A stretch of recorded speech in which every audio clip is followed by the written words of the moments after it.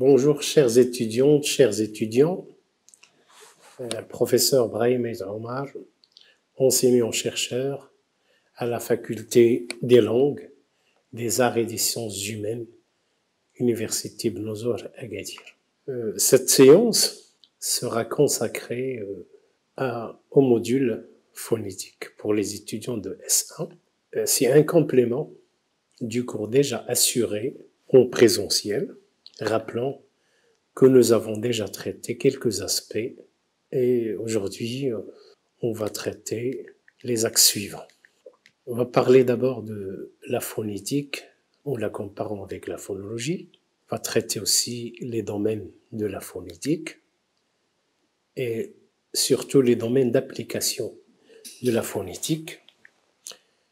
On va traiter aussi tout ce qui a trait à l'API, ça veut dire la transcription phonétique, l'étude diachronique et l'étude synchronique. Enfin, une conclusion. Pour commencer, tout acte de parole ou toute communication orale suppose au moins 3 composantes.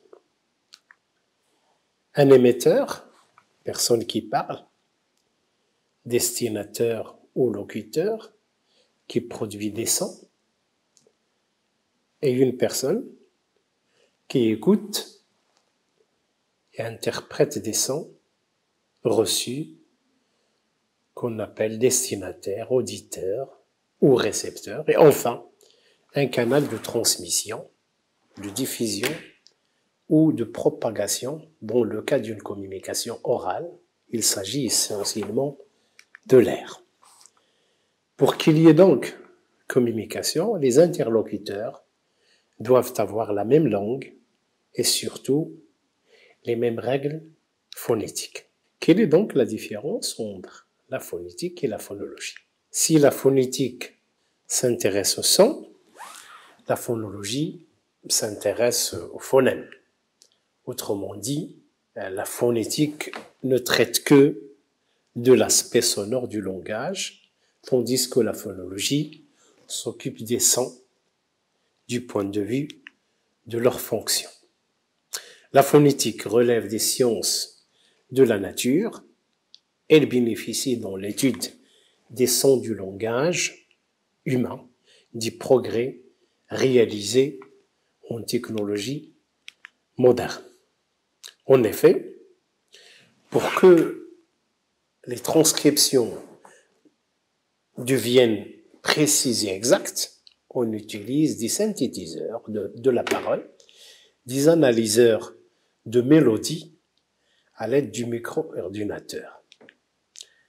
La phonologie, de son côté, doit être considérée comme faisant partie des sciences dites humaines, puisqu'elle vise à interpréter et à rendre compte de l'utilisation des sons par l'homme pour communiquer. Les domaines de la phonétique. En prenant en considération les 3 stades de la communication orale, on peut comprendre facilement les 3 stades de la phonétique. D'abord, le stade de la production et de l'articulation des sons par le locuteur, l'émetteur, celui qui parle, et du ressort de la phonétique articulatoire. Ensuite, le stade de la propagation ou de la transmission des sons dans l'air et le domaine donc de la phonétique acoustique. Et enfin, le stade de la réception des sons et leur interprétation revient au domaine auditif ou perceptif. La phonétique articulatoire s'occupe de la physiologie de la phonation. Elle étudie l'activité des différentes parties de l'appareil phonatoire comme les cordes vocales, la langue, la luette, les fosses nasales, l'épiglotte, etc. Afin de comprendre les diverses articulations des sons en termes de lieux d'articulation ou de points d'articulation comme les bilabiales, les labiodontales, etc. mais en termes aussi de modes d'articulation, tels les sonorités, la nasalité, l'écartement, l'arrondissement, etc. Outre la description des sons isolés, la phonétique s'intéresse également aux phénomènes combinatoires comme la liaison et l'assimilation, les phénomènes prosodiques comme la syllabation, l'accentuation et l'intonation. La phonétique acoustique, quant à elle, examine les sons au moment de la propagation et de la transmission. Il s'intéresse à leurs propriétés physiques en termes de fréquence, de hauteur, de timbre et de durée. Par exemple, nous savons que le son SE, S, a une fréquence plus élevée que le son CHE, dont cheval par exemple. Bien que l'onde sonore soit audible, ses propriétés physiques ne sont observables qu'à l'aide d'appareils comme le stéthoscope et le spectrogramme ou des synthétiseurs de son qui permettent d'analyser les éléments qui la constituent. La phonétique auditive, quant à elle, examine la réception et surtout la perception du son par l'être humain. Il s'agit d'un mécanisme complexe où interviennent la physiologie du tampon de l'oreille et plus particulièrement ses vibrations sous l'effet des ondes sonores. Maintenant, les domaines d'application de la phonétique.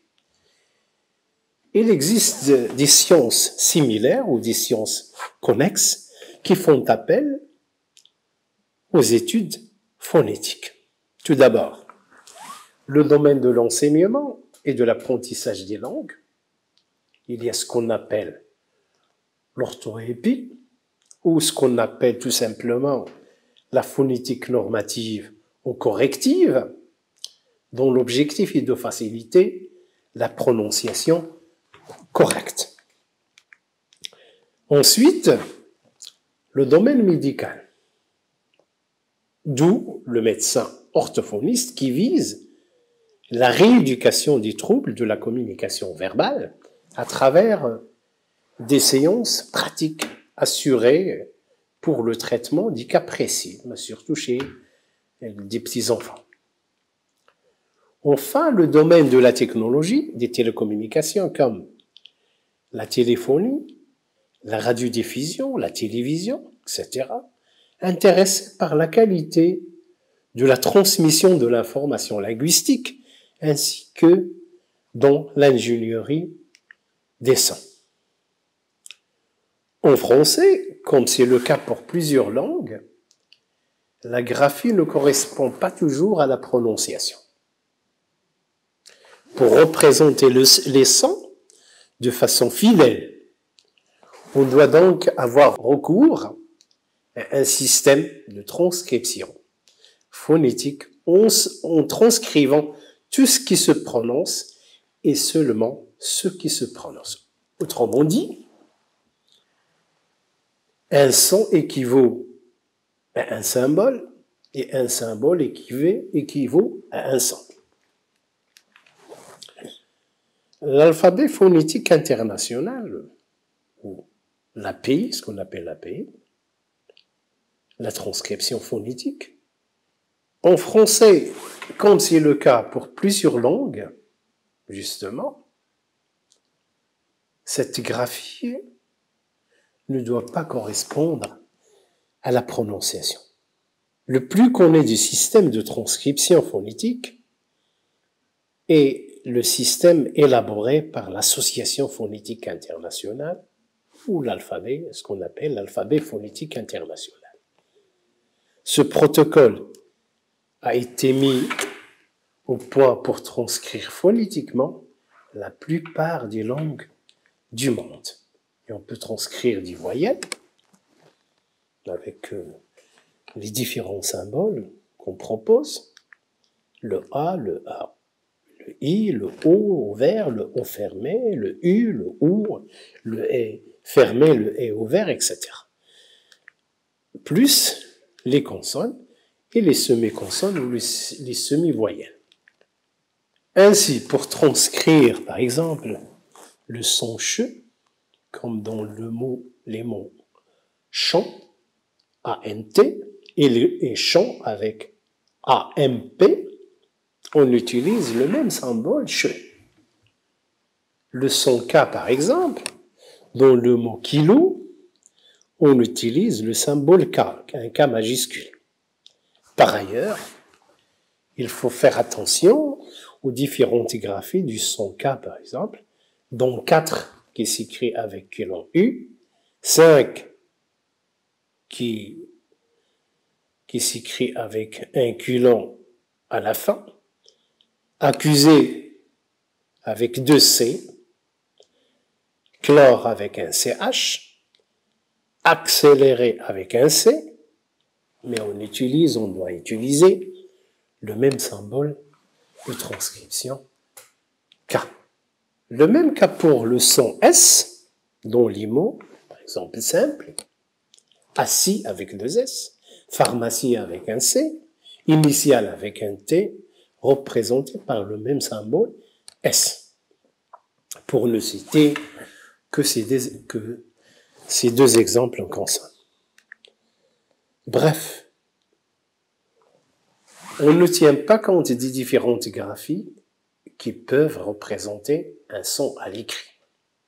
De même pour les voyelles, comme le son « et », qui peut s'écrire de plusieurs façons, comme dans « bête » avec un « et » avec accent circonflexe, « balai » avec « AI » à la fin, « balai » avec « ET », « été » avec un A-I-S, terminaison de l'imparfait, mère avec E accent grave, etc. La transcription phonétique en API ne retient qu'un seul signe et ouvert pour transcrire ce son. Maintenant, on passe à l'étude diachronique et l'étude synchronique. Une étude phonétique peut être menée sur une seule langue à un moment donné de son histoire. C'est ce qu'on appelle la phonétique synchronique descriptive, dont le but est d'identifier les différents sons de la langue à l'étude ainsi que le fonctionnement dans la chaîne sonore, moyennant soit l'observation et l'intuition ou les instruments de mesure dans le cadre de ce qu'on appelle la phonétique instrumentale. Une étude phonétique peut être aussi diachronique. On s'intéresse dans ce cas au changement phonétique que subit une telle langue au cours de son histoire. La phonétique diachronique peut être comparative en étudiant les correspondances phonétiques entre les langues d'une même famille, comme les langues indo-européennes ou les langues caméto-sémitiques ou encore afro-asiatiques. Pour conclure, il est intéressant de présenter quelques remarques à propos des deux disciplines, à savoir la phonétique et la phonologie. Les deux disciplines traitent les sons des langues naturelles. Par ailleurs, leurs objectifs et leur méthodologie sont différents. La phonétique s'intéresse aux caractéristiques formelles des sons sans prendre en considération leur sens. À la limite, on peut faire une étude phonétique d'une langue qu'on ne comprend pas. Par contre, la phonologie s'occupe de la façon des sons dans la transmission des messages. Elle s'intéresse aux différences des prononciations qui correspondent à des différences de sens. Pour ce faire, elle recourt aux oppositions distinctives comme les paires minimales, comme dans table, câble, fable, sable. Dans le cas du voyelle aussi, comme pire, pur, pour, par. Il faut donc comprendre une langue pour faire sa phonologie. En effet, La phonologie utilise les résultats des études phonétiques, mais pour un objectif différent et en appliquant une autre méthodologie.